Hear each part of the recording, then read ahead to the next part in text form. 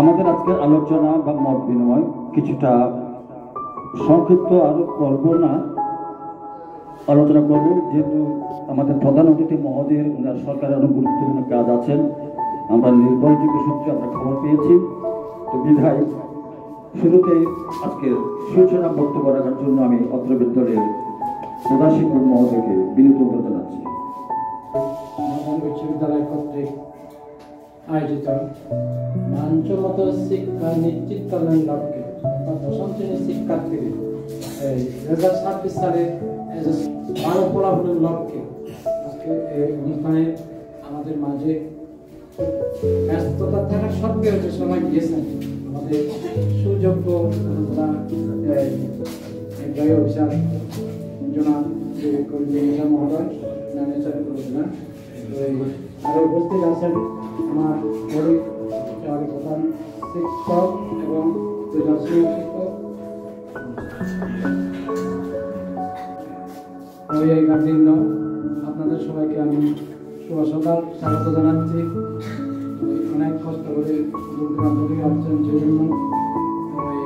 আজকে আমাদের মূল আলোচনা হলো আজকে পঞ্চম আলোচনা সভা, মে, জুন, জুলাই, আগস্ট, সেপ্টেম্বর। আপনাদের সাথে শুধু 1 মাস নয়, আজকে হলো 5 মাস পর্যন্ত এই আলোচনা সভা। কিন্তু প্রথম আলোচনা সভায় আমি পেয়েছি মাত্র 17 নাকি 16 জন, এরপরে 21-22 জন, 25, 26, 30, 32 জনের উপরে পাই নাই। আজকেও তো কম, ভীষণ সব শিক্ষার্থীরা আসে, আজকেও কম। আমাদের শুধু দশম শ্রেণীতে আছে এবারে তৃতীয় পরীক্ষা অংশগ্রহণ করেছে 145 জন। 145 জন হলে এখানে হল অনেক হয়ে যাবে না, এবং শিক্ষার্থীও 145 জন, আর এই অভিভাবক 145 জন, এত কম। এই জন্য আমি দুঃখ প্রকাশ করছি। আজকে একবারও আমি সন্তুষ্ট হলাম না।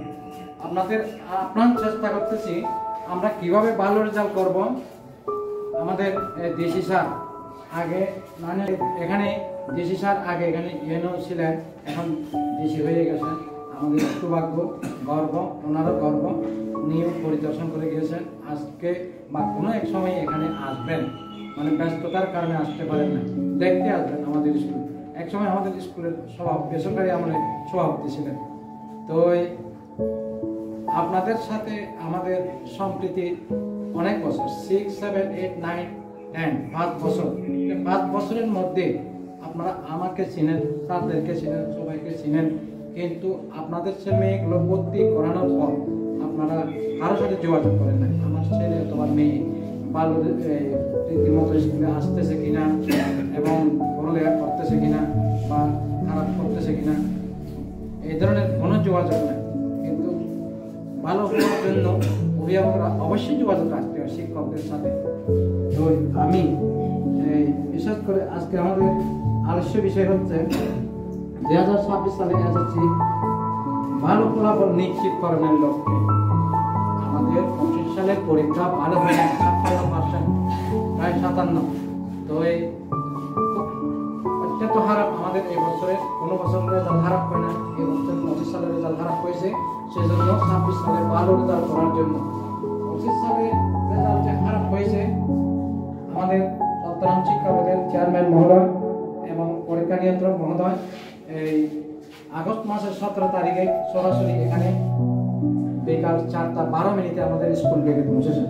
শিক্ষা মন্ত্রণালয়ের জরুরি জরিপ করার জন্য, পরিদর্শন করার জন্য, তদারকি করার জন্য, কেন নানিসর সরকারি মডেল উচ্চ বিদ্যালয়ে কেন রেজাল্ট খারাপ হবে সরকারি স্কুল। সেই কারণে একজন বোর্ডের চেয়ারম্যান, একজন কন্ট্রোলার, অনেক উপরে ডিসি স্যারের অনেক উপরে বড় স্যার, তারপরে এখানে কষ্ট করে বর্ষার দিনে এখানে আসছেন, এই রুমে সকল রুমে পরিদর্শন করেছেন। আমরা ওনার কাছে অঙ্গীকার দিয়েছি 26 সালে আমরা অবশ্যই ভালো রেজাল্ট করব, কিন্তু এই স্যার বলছেন কি মোবাইল সম্পূর্ণ বন্ধ করতে হবে, মোবাইলের কথা বলেছেন। এবং টেস্ট পরীক্ষায় যারা এই এক বিষয় ফেল করবে, তাদেরকে এলার্ম করার জন্য নির্দেশ দিয়েছে। প্রয়োজনে আমরা 40-50 জন করবো, প্রতি বছর 200-250 জন করবো। আপনারা সেই জন্য আমি প্রত্যেক মিটিংয়ে বারবার বলে দিচ্ছি, একটা বিষয় ফেল করলে আমরা ফর্ম ফিল আপের সুযোগ দেব না, এই কথা আমি বারবার বলছি। আপনাদের ঢাকার লক্ষ্য উদ্দেশ্য হলো এটা। আগে থেকে কোথায় মে, জুন, জুলাই, আগস্ট, সেপ্টেম্বর, আরো 1 মাসও না, আগামী মাসের 16 তারিখ থেকে হবে তোমাদের নির্বাচনী পরীক্ষা। আচ্ছা, তাহলে আরো 1 মাস আছে।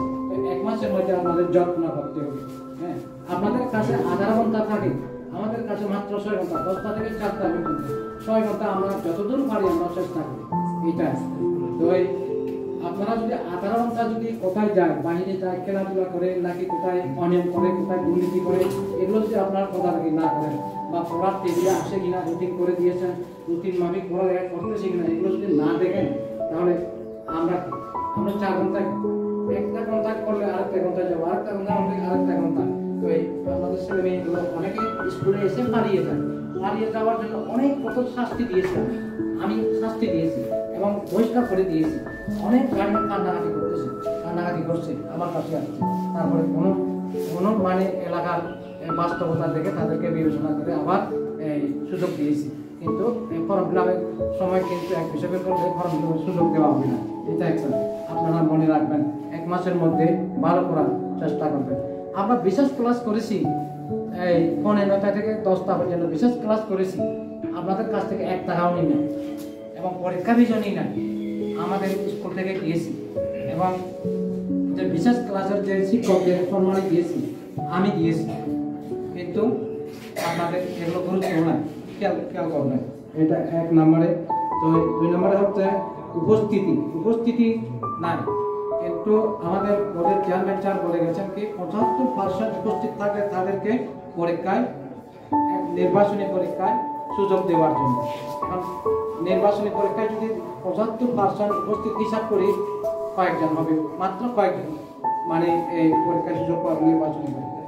এটাই তাই প্রাক নির্বাচনী ফ্রি টেস্ট পরীক্ষা গেল গত 16 তারিখে শেষ।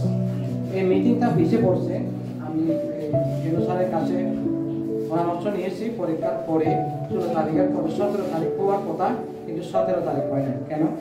জেনো স্যারের একটা প্রোগ্রাম ছিল, 18 তারিখ আমাদের একটা অন্য প্রোগ্রাম ছিল, সেই কারণে 23 তারিখ আছে।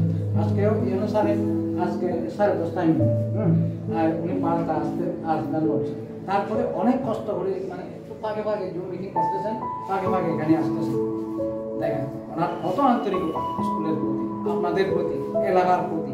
দেখেন, কিন্তু প্রাক নির্বাচনী পরীক্ষা শেষ হয়ে গেল 16 তারিখ। আপনাদের সঙ্গে মেয়েগুলো প্রাক নির্বাচনী পরীক্ষায় অনেক সাহায্য করবে না। আরেকটা হলো এটা একটা গুরুত্ব দেন না। আমরা সাপ্তাহিক পরীক্ষা প্রতি রবিবারে নিয়েছি। প্রতি রবিবারে সাপ্তাহিক পরীক্ষা নিয়েছি এবং আরেক রবিবারে আমাদের এই রেজাল্ট দেওয়া।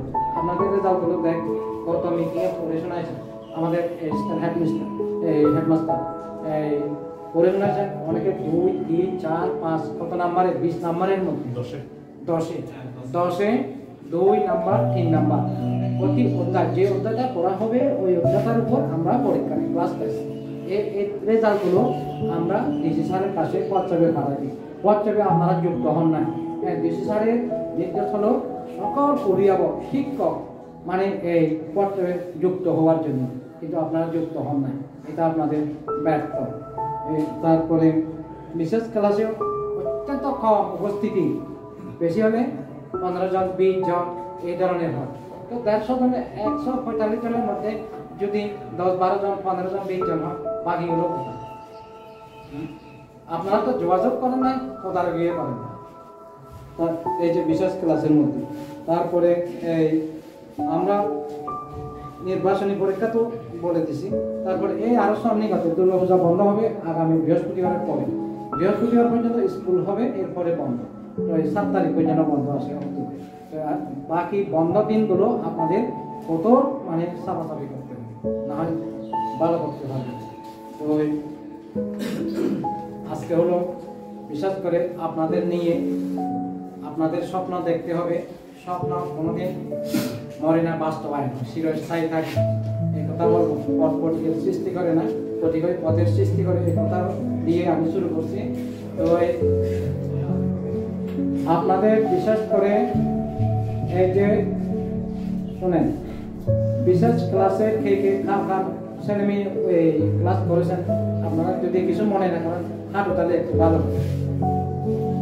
বিশেষ ক্লাসে বলতে পারবেন। এই পিছনে যারা আছে বিশেষ ক্লাস থেকে করে স্বাগত।